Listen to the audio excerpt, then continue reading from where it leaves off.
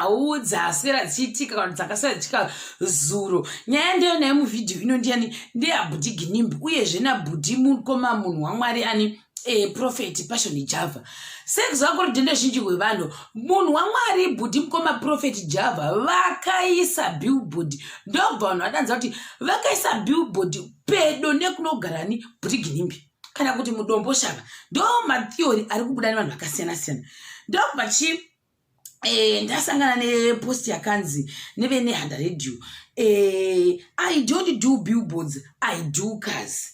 Ginimbi comments on Passion Java's dombosha wabana. Hashtag nechi ne Handa Radio. Ichi ndachiona kupi? Ndachiona kusim celebs. Ndobva zvanzi hashtag Ginimbi speaks. Inini manje rekanitaura kuti andizivi kuti video ya bhudhi Ginimbi wacho vachitaura kuti inini I don't get moved nechi nemabillboards ndinongota zvemota chete. Vakataura kupi andizivi kuda vakaita ufoniko ndobva vataurirwa ndobva vaudzwa I don't know. Vanhu ndokuti zvene agore rino rakafinyama kunge Ginimbi zvokwadi ndevamwe avo. Zvikanzi aiwa chichi kusekesa ipapo is not even funny. Chichi chinosekesa ipapo zvanzi ndaseka because nekuti zvandisekesawo nevamwe ndokuti and the billboard gave him an answer saka handiti zvikanzi Lord that just made sense. Ukuziva iwewe ndiwo unodenha manje. Exactly what I wanted to say, bro. As long as our Zim music industry ikuenda mberi pangana yachisimudza zvimwe hazvina basa izvo. Okay, konga vagadzire dombosha varodhi iitwe triple lane kana dziri mbinga dzemashuwa ndevamwewo avo. Makutoda kuti zvatanzwa zvinge zvaitwawo nevamwe vanhu vosei. Wakutoona kunge iwewe ndiwo mukuru wenyika here nevamwewo avo. Haana kuzogadzirisa marodhi, arikugadzirisa zvemota yake. Pangana aradza kukundikana zvake apa. And the billboard says saka. Handiti makutoda kuti zvatanzwa zvinge zvizvo zvikuenderana nezvamukuda kunzwa imimi. Legends are those who still scroll down the comments. Team bam ngatisimudze maoko pano. Mupeiwo 20 yedata nevamwe avo. Haiwa kaGinimbi kapera wapedzerwa you do cars kudi. Billboard roita mari kugadzisa makapusa stereki. Vanhu vakade kupi comment section. Road rusha Ginimbi mwana kuna Java. Billboard rinodhura. You don't believe in real life I see.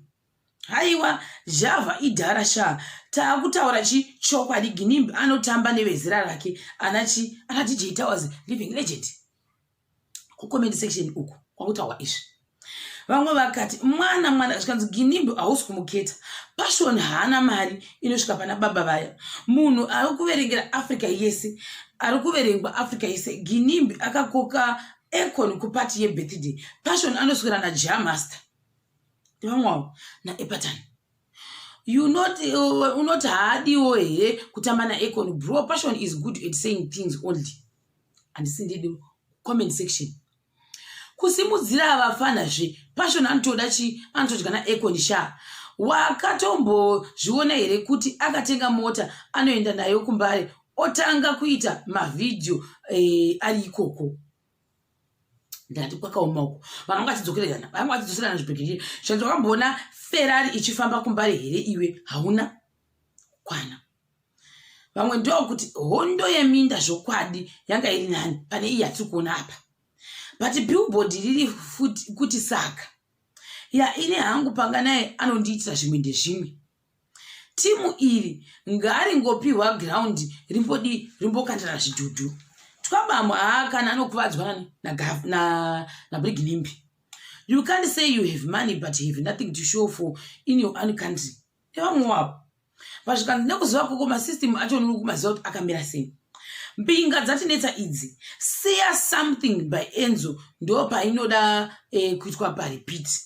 Kutaura chokwadi Passion zvake ane pamuromo. He knows agare in Zimu. So the billboard is a high key savage. Nyangwe akatukwa it still reads saka. Munonyanya wako wasekerera vanhu vacho. Vamwe avo. Billboard alishike kana $10,000 nganyarere uyu. Akomana Boss G munhu muhombe.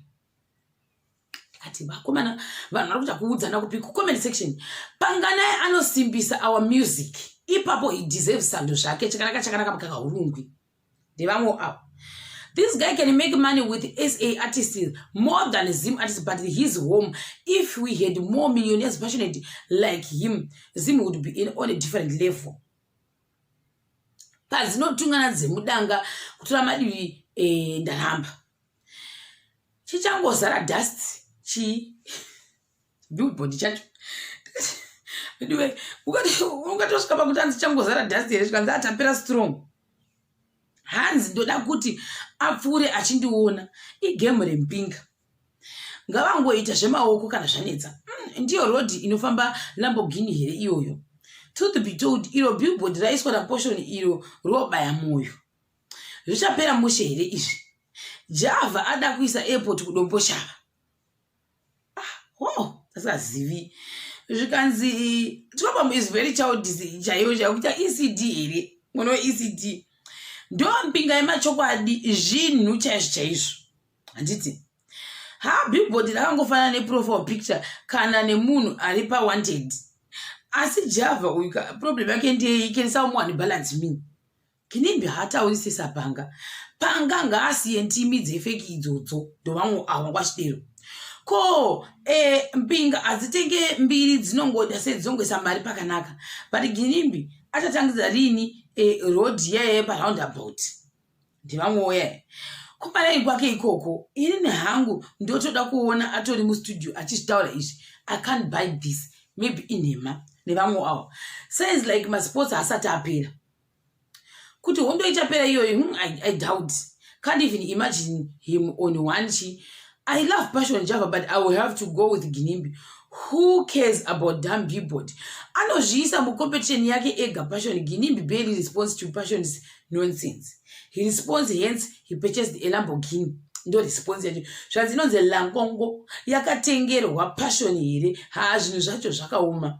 Yezve peer pressure kutengeswa masini asiri pabudget. Manje gore rino vachakukwidza kusvika amen. Zvikafamba mushe panotengwa ndege Boeing chaiyo 747 chaiyo. Zvakatanga naJesu zvekwadi ndizvinhu zvatiri kuona izvi. Read the billboard boss G. Peer pressure manje zvapasina mari yeoffering tichadii ndevamwe wavo. Zvikanzi vanhu message yekuti saka havatoinzwisisi enough to know hasadaiwisisa kuti saka iri kurevei ndobva Java is coming for you nevamwe vanhu kucomment section kana tazogara billboard rinomara zvaro iro apa unoriona uchiita uchidzoka rinenge rakangokumirira futi handiti sonzi haurevi nhema rinomara unotoriona chete kuenda nekudzoka kujairirwa manje ikoko haurevi nhema zvokwadi. Ndo vamwe vadero kupi kuInstagram ndo pandachega ndingonotarisa kuti vamwe vati chii Bustop TV ndo bayaniona kuti Ginimbi unmoved by Passion Java's dombosha wa billboard yonyera zvayo Bustop kuti hazvina kushata ndo kuinda ku article reBustop TV. Popular Zimbabwean socialite and businessman Guinness Ginimbi Kadungure has said he unfazed by Passion Java's billboard located close to his house Domboshawa home. In an interview, the CEO of Pioneer Gases said he is not concerned about the cleric's billboard, adding that he is not in any competition with him. I've heard about the billboard, but it doesn't affect me in any way. People might want to know my position about it, but I can simply say I'm not concerned about it. I'm not moved and I'm not in any competition with anyone, he said. In January, the flamboyant businessman imported a red Ferrari 5488 Spider Sports car worth mazapatra emari ndo nejuti nacho zvese. Kini has added that he doesn't specialize in billboards but luxurious cars.